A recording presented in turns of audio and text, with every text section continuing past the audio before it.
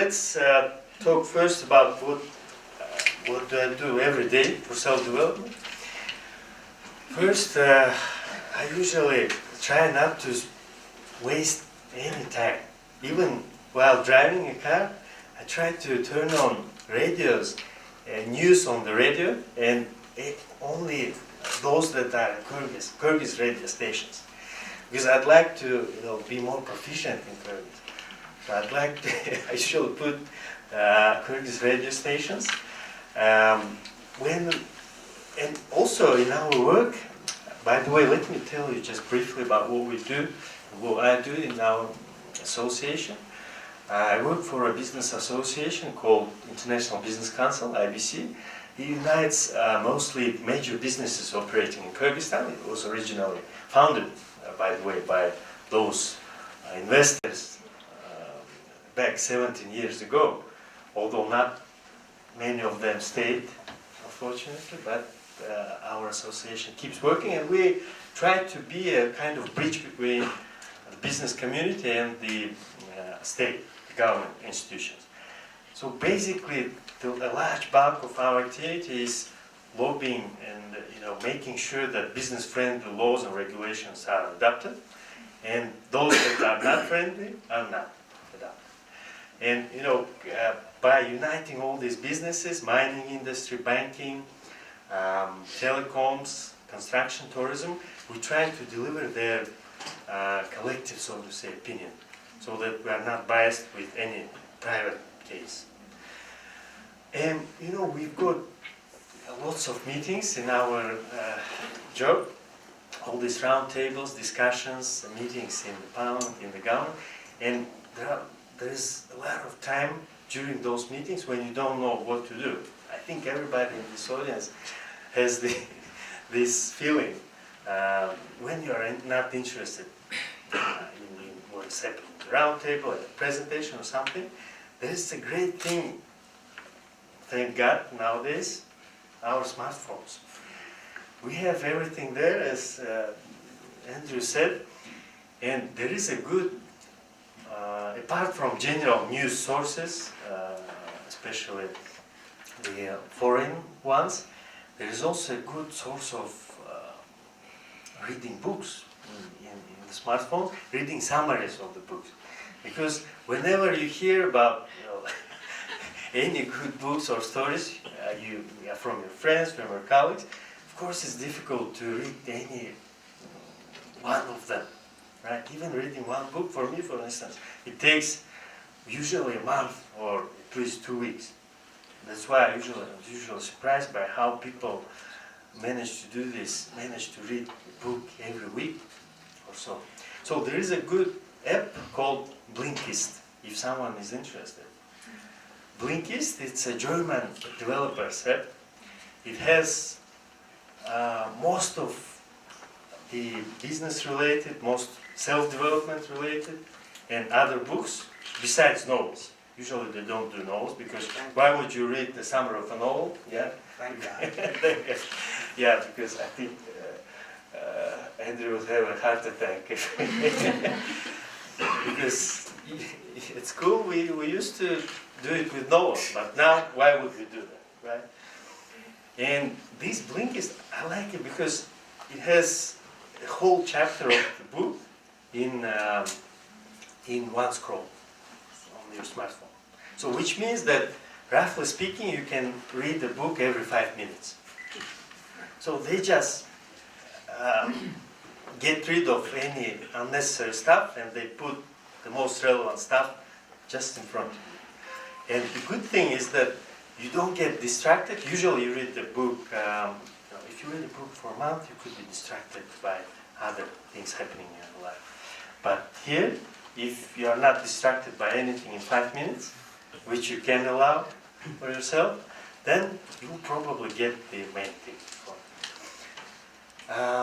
Then again, I'd also emphasize the importance of the physical well-being, because in order to self-develop efficiently for yourself, it's good to be in a good shape. That's why I think most of the books teach you how to, most of business trainers and developers usually tell you to go to take regular exercises, to eat healthy food, to speak to think positively, which is all good. But of course there are difficulties with this. I still struggle to go for regular exercises in the gym, but maybe you will do it more comprehensively. Usually I think ladies are more kind of persistent in this kind of thing. I think people that are only those people who are really passionate about their work, they usually stay at this job for years and enjoy it with this job. So for me, in our public activity, because we are an NGO, where even though we have to deal with businesses who are paying membership fees to our association, still we do lots of things just, as we call it, pro bono, free of charge. If there is an initiative that could really help our country, then we would probably deal with it, we would probably put it forward, even though there is no direct benefit for us in the short term.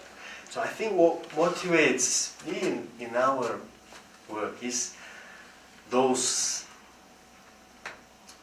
things that could bring long-term benefits, that we do the right thing, that we do it not just for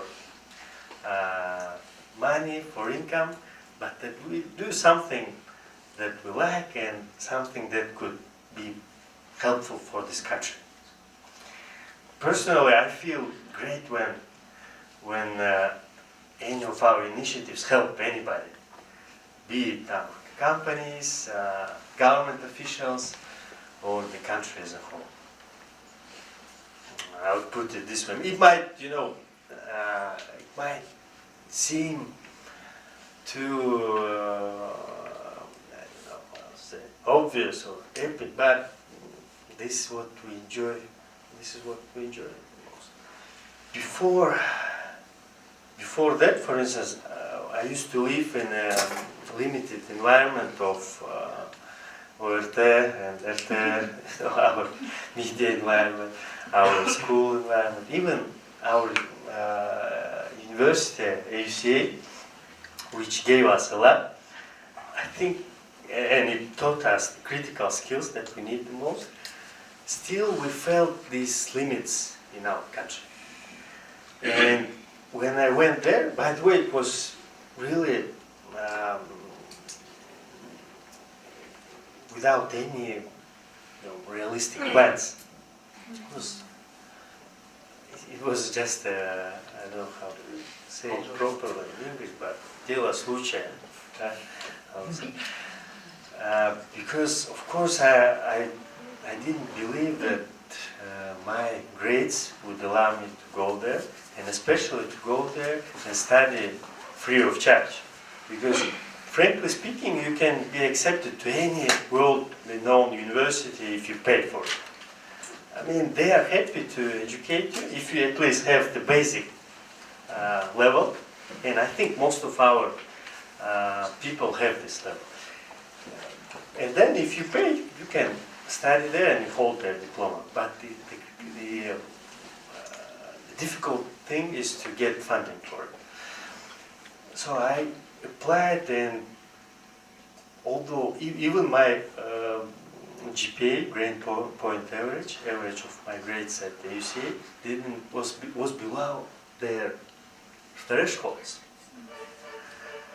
Although it was good. It was considered as 5 rather than 4. But it was still below the threshold. But I think what they cared about was your extracurricular activities, your work experience, your attitude to life, your self-development, and what you care for in general. Because I just wrote in those essays that we used to apply with, I just wrote what I care about, what I want do plans for 5 or 10 years.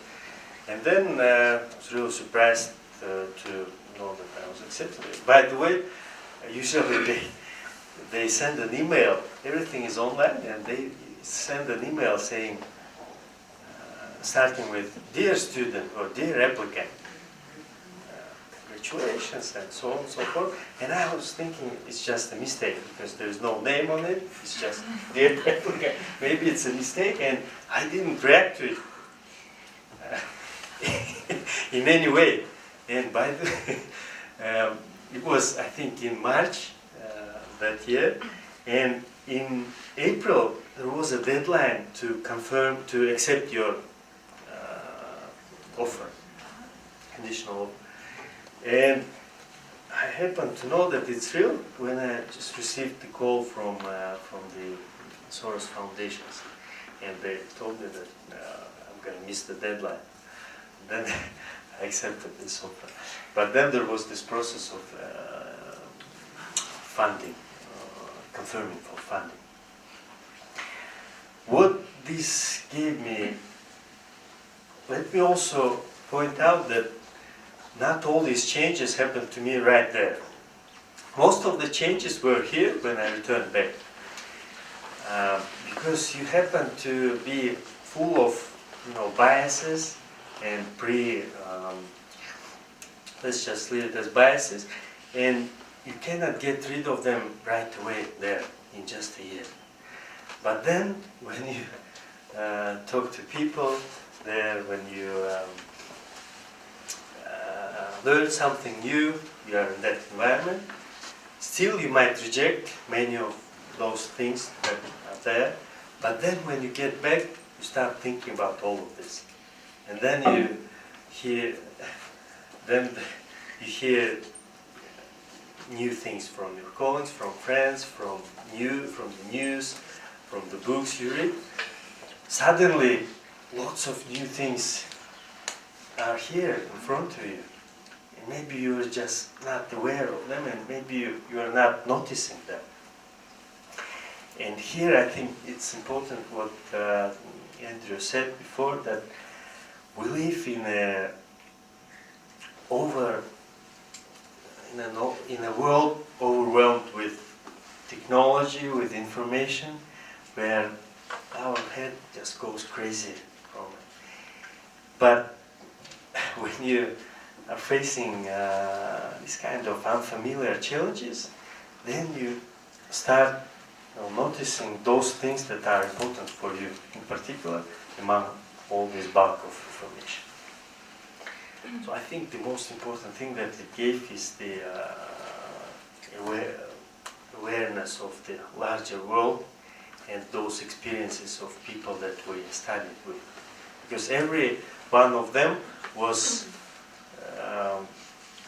among prominent people and leaders from their respective countries. People from Israel, never thought that Israel has so many things to learn from, because it's a country left in the desert without any natural resources, almost at all, and in a state of constant conflict with its neighboring countries. But it managed to attract the best high-tech firms there. One of the Google headquarters is there.